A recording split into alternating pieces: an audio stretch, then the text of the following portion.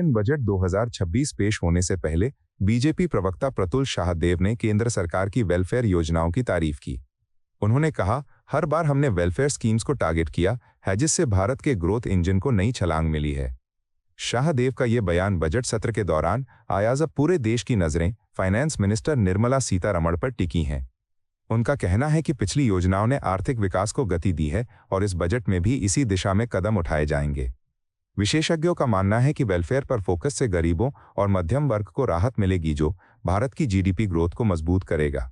राजनीतिक गलियारों में चर्चा है कि ये बजट चुनावी राज्यों जैसे उत्तर प्रदेश और बिहार पर केंद्रित होगा।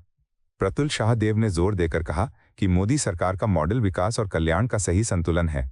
दर्शकों से अपील करते हुए उन्होंने कहा कि बजट से नई ऊर्जा मिलेगी। देखिए, एनडीए सरकार का ये 12वां बजट है और निर्मला सीतारमण जी का ये 9वां लगातार बजट है, जो एक लगातार एक रिकॉर्ड है। हर बार बजट में हम लोगों ने सेक्टर्स को टारगेट किया है, जन कल्याणकारी योजनाओं को टारगेट किया है और भारत को ग्रोथ इंजन में एक नया उछाल दिखाया है। तो इस बार भी हमें पूरी उम्मीद है कि मैन्युफैक्चरिंग सेक्टर, सर्विस सेक्टर के साथ आम लोग, मध्यम वर्ग और जितने महिला हैं, किसान हैं, सबके लिए इस बजट में कुछ ना कुछ ज़रूर होगा। बजट ऑफ होप इसको माना जा रहा है कि यहाँ से दीर्घकालीन पॉलिसीज भी बनेंगी और जो देश को एक नया उछाल देना है। अभी एफटीए के बाद जिस तरीके से पूरे यूरोप के साथ हम लोगों ने यूरोपियन यूनियन के साथ एग्रीमेंट किया था, तो इकोनॉमी में भी एक उत्साह आया है। तो ये बजट बस अब आप समझें कि सोने पे सुहागा करेगा, यही हमारी अपेक्षा है। यूनियन बजट 2026 पर उत्तर प्रदेश आदर्श व्यापार मंडल के अध्यक्ष संजय गुप्ता ने सकारात्मक उम्मीदें जताई हैं। उन्होंने कहा, मेरा मानना है कि फाइनेंस मिनिस्टर निर्मला सीतारमण इस बजट में सबको कुछ न कुछ देने की कोशिश जरूर करेंगी, खासकर इसलिए क्योंकि उत्तर प्रदेश समेत कई राज्यों में चुनाव आने वाले हैं। गुप्ता का बयान व्यापार समुदाय की चिंताओं को प्रतिबिंबित करता है, जहां ट्रेडर्स को टैक्स राहत और सब्सिडी की अपेक्षा है। उत्तर प्रदेश जैसे बड़े राज्य में आगामी विधानसभा चुनावों को देखते हुए बजट पर दबाव है। गुप्ता ने कहा कि व्यापारियों को जीएसटी सरलीकरण और एमएसएम सपोर्ट की जरूरत है। विशेषज्ञों के अनुसार यह बजट राज्य की अर्थव्यवस्था को बूस्ट दे सकता है। राजनीतिक विश्लेषकों का कहना है कि केंद्र सरकार चुनावी लाभ के लिए उद्योगपतियों को खुश करने का प्रयास करेगी। संजय गुप्ता ने अपील की कि बजट व्यावहारिक हो। मुझे लगता है कि वित्त मंत्री जी इस बजट में, जो अभी कई राज्यों को चुनाव होने वाले हैं और यूपी में चुनाव होने वाले हैं, तो निश्चित रूप से सभी को कुछ न कुछ देने का काम करेंगी। उत्तर प्रदेश आदर्श व्यापार मंडल ये अपेक्षा कर रहा है कि आज रिटेल सेक्टर के व्यापारियों के लिए ई कॉमर्स की पॉलिसी और रिटेल ट्रेड की पॉलिसी की घोषणा की जाएगी। व्यापारियों को 10 लाख रुपए का स्वास्थ्य बीमा मिलेगा, क्योंकि काफी समय से व्यापारियों की ये मांग है। तो मुझे लगता है कि 10 लाख रुपए का स्वास्थ्य बीमा वित्त मंत्री जी घोषित करेंगी। एमएसएमई सेक्टर को बढ़ावा देने के लिए निश्चित रूप से आज अनेक योजनाएं शुरू की जाएंगी और डिजिटल पेमेंट को बढ़ावा देने के लिए IMPS, credit card, debit card, NEFT, RTGS, इन सबसे शुल्क को माफ करने का काम करेंगी और 15 लाख रुपए तक का इनकम टैक्स का जो स्लैब है क्लियर रखने का काम करेंगे। मुझे लगता है कि आज पूरे देश को कुछ न कुछ वित्त मंत्री जी देंगे, क्योंकि यदि भारत की इकोनॉमी को $5 ट्रिलियन की इकोनॉमी बनानी है तो उद्योग जगत को, व्यापार जगत को, कृषि क्षेत्र को, विज्ञान क्षेत्र को निश्चित रूप से एक साथ लेकर चलना होगा। यूनियन बजट 2026 से पहले बीजेपी सांसद प्रवीण खंडेलवाल ने फाइनेंस मिनिस्टर निर्मला सीतारमण की तारीफ की। उन्होंने कहा, देश के इतिहास में प्रधानमंत्री नरेंद्र मोदी का महिला सशक्तिकरण का विजन आज सीधे तौर पर यूनियन फाइनेंस मिनिस्टर द्वारा दिखाया जाएगा, जब वो 9वीं बार देश का बजट पेश करेंगी। आज पूरे देश का ध्यान फाइनेंस मिनिस्टर निर्मला सीतारमण पर है और मुझे पूरा भरोसा है कि इस बजट में स्टार्टअप्स के लिए सही प्रोविजन शामिल होंगे। खंडेलवाल ने मोदी के विजन को महिलाओं की प्रगति से जोड़ा। स्टार्टअप इंडिया को बढ़ावा देने पर जोर देते हुए उन्होंने युवाओं के लिए नई संभावनाओं की बात की। बजट सत्र में ये बयान बीजेपी की महिला सशक्तिकरण एजेंडे को मजबूत करता है। विश्लेषकों का मानना है कि स्टार्टअप फंडिंग से रोजगार बढ़ेगा। खंडेलवाल का भरोसा पार्टी की आर्थिक रणनीति को दर्शाता है। देश के इतिहास में प्रधानमंत्री नरेंद्र मोदी जी के महिला सशक्तिकरण के विजन को आज केंद्रीय वित्त मंत्री प्रत्यक्ष रूप से साबित करने जा रही हैं, जब वे 9वीं बार देश का बजट प्रस्तुत करेंगी। पूरे देश की निगाहें आज वित्त मंत्री श्रीमती निर्मला सीतारमण पर लगी हैं और मुझे पूरा विश्वास है कि इस बजट में स्टार्टअप के लिए, युवा वर्ग के लिए, व्यापार और उद्योग के लिए, महिला उद्यमियों के लिए और ऐसे वो सभी वर्ग जो देश की अर्थव्यवस्था में अपना महत्वपूर्ण योगदान देते हैं, उनके लिए समुचित व्यवस्था होगी। मैं दिल्ली का सांसद हूँ, इस नाते से भी मेरी उम्मीद है कि दिल्ली में के बेहतर रखरखाव के लिए और दिल्ली में ढांचे को मजबूत करने के लिए केंद्र सरकार बजट में समुचित प्रावधान करेगी। यूनियन बजट 2026 पर जेडीयू के राष्ट्रीय प्रवक्ता राजीव रंजन प्रसाद ने बिहार के लिए बड़ी उम्मीदें जताईं। उन्होंने कहा, सेंट्रल बजट से हमारी उम्मीदें बहुत ज्यादा हैं। वजह साफ है, कांग्रेस सरकार के दौरान 60 साल के राज में बिहार ने लंबे समय तक कॉलोनियल स्टाइल के शोषण का अनुभव किया।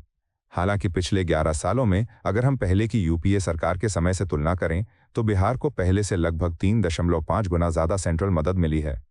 प्रसाद ने पिछली सरकारों की आलोचना करते हुए मोदी सरकार की तारीफ की। बिहार को इंफ्रास्ट्रक्चर और विकास फंड की जरूरत पर जोर दिया। राजनीतिक हलकों में चर्चा है कि एनडीए सरकार बिहार चुनावों को ध्यान में रखेगी।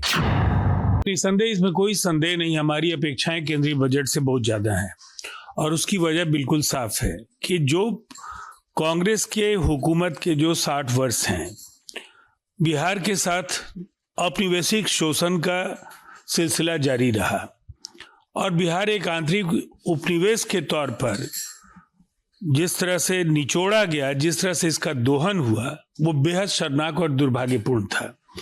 लेकिन पिछले 11 वर्षों में अगर ठीक उसके पहले के यूपीए सरकार के कार्यकाल में अगर हम देखें तो जो केंद्रीय सहायता मिली उससे लगभग 3.5 गुनी ज़्यादा सहायता मिली है पिछले 11 वर्षों के दौरान।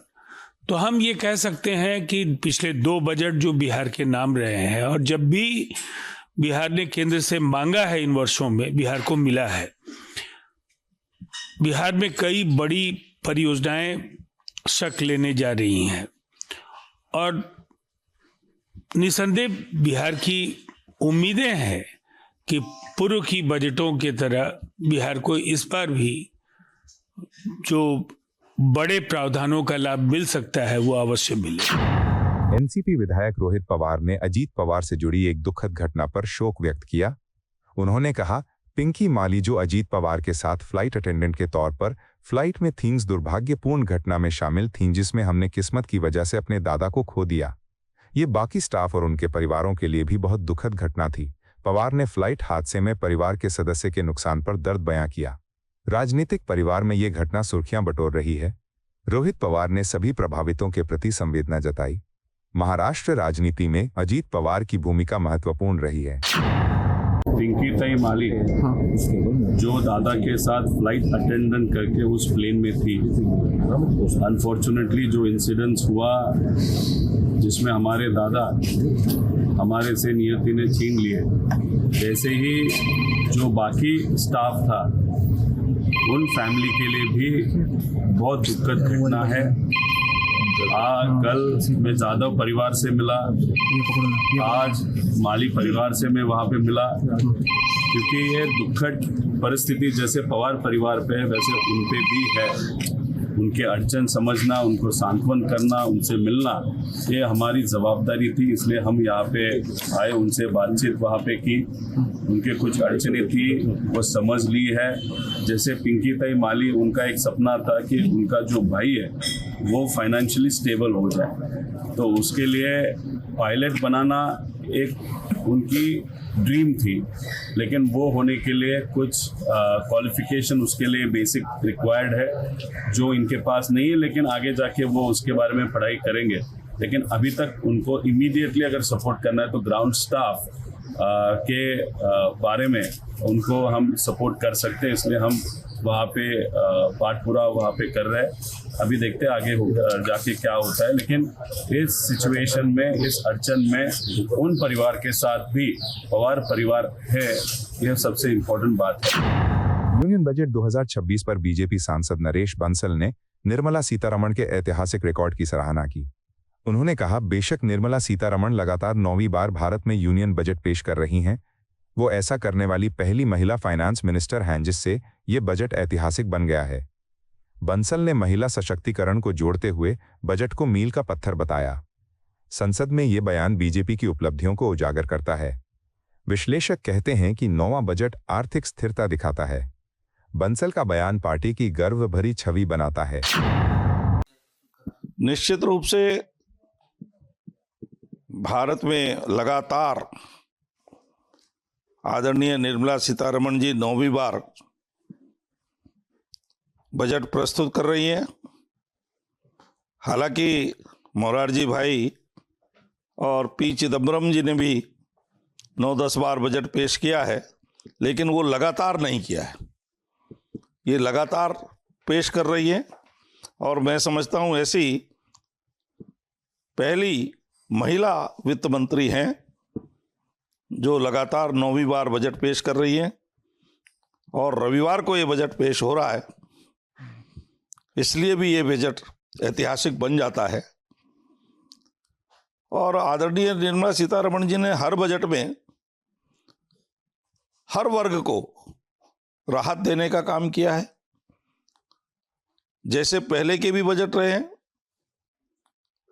गरीबों के लिए, वंचितों के लिए, मजदूरों के लिए, किसानों के लिए, निम्न मध्यम वर्ग के लिए, मध्यम वर्ग के लिए, कौशल विकास के लिए, युवाओं को रोजगार के अवसर देने के लिए और एमएसएमई को प्रोत्साहन देने के लिए, इजी डूइंग बिजनेस के लिए ये बजट जाना जाएगा। यूनियन बजट 2026 पर कांग्रेस सांसद सुखदेव भगत ने आम आदमी की अपेक्षाएं जताईं। उन्होंने कहा, मुझे उम्मीद है कि ये बजट जमीनी हकीकत को दिखाएगा और आम आदमी को फायदा पहुंचाएगा। भगत ने महंगाई और बेरोजगारी पर केंद्रित बजट की मांग की। विपक्ष के तौर पर कांग्रेस सरकार पर सवाल उठाए। राजनीतिक बहस में यह बयान जन केंद्रित नीतियों पर जोर देता है। विशेषज्ञों का कहना है कि आम आदमी को टैक्स राहत चाहिए। भगत की उम्मीद विपक्ष की रणनीति को दर्शाती है। देखिए, मैं उम्मीद करता हूं कि ये एक जमीनी हकीकत है, जो ग्राउंड रियलिटी, वो बजट आए, आम लोगों के लिए बजट हो। लेकिन जो आर्थिक सर्वे मैंने देखा उसमें जिस प्रकार जीडीपी ग्रोथ के बारे में बताया, लेकिन बेरोजगारी वैसे ही है, महंगाई के बारे में कोई रोड मैप नहीं था, तो जमीनी हकीकत से काफी दूर था। तो आंकड़ों की बाजीगरी ना करें और जो ग्राउंड रियलिटी उसके तरह बजट हो, ये हम अपेक्षा करते हैं। विशेषकर झारखंड के संदर्भ में हम कहना चाहेंगे कि झारखंड के हमेशा अवहेलना की जाती है। इतने सांसद उसका जीत के आए, जबकि एक सत्ताधारी दल के, उसके बावजूद रेलवे कनेक्टिविटी वो नहीं मिली जो झारखंड को मिलना चाहिए। एक महत्वपूर्ण है, अभी मैं समझता हूँ कि जैसे पेशा कानून अभी है, 5वीं अनुसूची है, तो क्या बजट में ट्राइबल एरिया के लिए कोई अलग से प्रावधान, विशेष प्रावधान, वो जनजाति उत्कर्ष अभियान वो चल रहा है, वो अलग ही बात है। लेकिन एक जो कानून लग रहे हैं, या फिर छत्तीसगढ़ में जिस पर जंगल आप ये कारपोरेट के लिए जो कर रहे हैं, तो उनके लिए, उनके स्वशासन के लिए आप क्या कर रहे हैं? तो ऐसे उनके कोई पैकेज दे रहे हैं क्या, नहीं दे रहे, हम अपेक्षा करते हैं। फिर भी ये हम जरूर कहना चाहेंगे कि ये आंकड़ों की बाजीगरी ना हो, जो ग्राउंड रियलिटी उस पर हो। और विशेषकर एक सेक्टर के मैं जरूर बात करना चाहूँगा, डिफेंस सेक्टर। पिछली बार भी उसका घटा दिया गया था। जो वैश्विक हालत है, तो उस पर सारा हमारा फोकस होना चाहिए, बहुत महत्वपूर्ण है। इसलिए मैंने कहा हेल्थ सेक्टर हो गया, हमारा एजुकेशन सेक्टर हो गया। इन सब, पिछली बार एजुकेशन में भी घटा था, आपने देखा होगा। तो इन सब चीजों को प्रायोरिटी पे रखना चाहिए। यूनियन बजट 2026 पर कवि कुमार विश्वास ने भगवान राम के संदर्भ से बजट का उदाहरण दिया। उन्होंने कहा, भगवान राम ने भारत को सिखाया था कि बजट कैसा होना चाहिए। उन्होंने कहा है कि ये सूर्यवंश जैसा होना चाहिए, जैसे सूरज तालाबों से कम और समुद्रों से ज्यादा पानी खींचता है, फिर भी जब बादल बनकर बरसता है तो पूरी धरती खुश होती है। फाइनेंस मिनिस्टर से उम्मीद है कि जब टैक्स जमा हो तो उसे बोझ न समझा जाए, लेकिन जब वो खर्च हो तो भारत खुश हो। विश्वास का काव्यात्मक बयान सोशल मीडिया पर वायरल हो रहा है। ये टैक्स और खर्च के संतुलन पर सलाह देता है। भगवान राम ने भरत जी को ये बताया था कि बजट कैसा बनना चाहिए। उन्होंने कहा था कि सूर्यवंशियों की तरह बजट बनना चाहिए। जैसे सूरज पानी सोखता है, समुद्र से ज़्यादा, तालाब से थोड़ा कम, नदी से थोड़ा ज़्यादा, ग्लास से बहुत कम, लेकिन जब उसे बादल बनकर बरसाता है तो पूरी पृथ्वी प्रसन्न होती है। जब सोखता है तो किसी को पता नहीं चलता, जब बरसता है तो सबको पता चलता है। बरसत हर्षत सब लगे, लखे करशत लखे न कोय, तुलसी प्रजा सुभाग से भूप भानु सो होए। तो हमारी बड़ी बहन वित्त मंत्री जी, आपसे अनुरोध है कि आप तो वैसी भी बहन है, बहन तो वैसे भी कृपालु होती हैं, ऐसा बजट बनाइएगा कि जब आप कर लें तो किसी को पता ना चले, लेकिन जब कर की वर्षा लोक मंगल के लिए हो तो पूरा भारत प्रसन्न हो। मेरी शुभकामना। ये बजट भारतीयों के लिए, विशेष रूप से मध्यम वर्ग के लिए, किसानों के लिए बहुत अच्छा हो, ऐसी मेरी शुभकामना। एनसीपी राज्यसभा सांसद सुनेत्रा पवार के महाराष्ट्र डिप्टी सीएम पद पर शपथ लेने पर शिवसेना यूबीटी सांसद प्रियंका चतुर्वेदी ने बधाई दी। उन्होंने कहा वो महाराष्ट्र की पहली महिला डिप्टी चीफ मिनिस्टर बन रही हैं और मैं उन्हें इसके लिए बधाई देना चाहती हूँ। वो कई सालों से स्टेट असेंबली में मेरे साथ रही हैं। मैंने उनका काम देखा है। उम्मीद है कि वो महाराष्ट्र को आगे ले जाने के लिए वही डेडिकेशन रखेंगी जो अजित पवार में था। और हाँ, यह फैसला एक बहुत ही दुर्भाग्यपूर्ण दुखद घटना के नतीजे में आया है। चतुर्वेदी ने सुनेत्रा की मेहनत की तारीफ की लेकिन घटना पर शोक जताया। महाराष्ट्र राजनीति में ये नियुक्ति ऐतिहासिक है। महाराष्ट्र की वो पहली महिला उप मुख्यमंत्री बन रही हैं, तो उसके लिए मैं उनको बधाई देना चाहती हूँ। मेरे साथ वो राज्यसभा में वो 1.5 साल रही हैं। उनका कार्यकाल मैंने उनका कार्य जो है मैंने देखा है, जिस तरीके से वो कमिटेड और डेडिकेटेड थी अपने काम को लेकर। उसी डेडिकेशन और कमिटमेंट जो अजीत पवार जी का था, वही महाराष्ट्र के को आगे बढ़ाने में लेंगी, यही उनसे उम्मीद है। और हाँ, ये जो निर्णय हुआ वो इस कारण से हुआ जो एक बहुत ही अनफॉर्चुनेट ट्रैजिक इंसिडेंट की वजह से हुआ। तो वो उनका सोच है, महायुति के गठबंधन है, पार्टी ने निर्णय लिया है। I can only wish all the best. आपको यह वीडियो पसंद आया हो तो इसे लाइक करें, हमारे चैनल को सब्सक्राइब करें।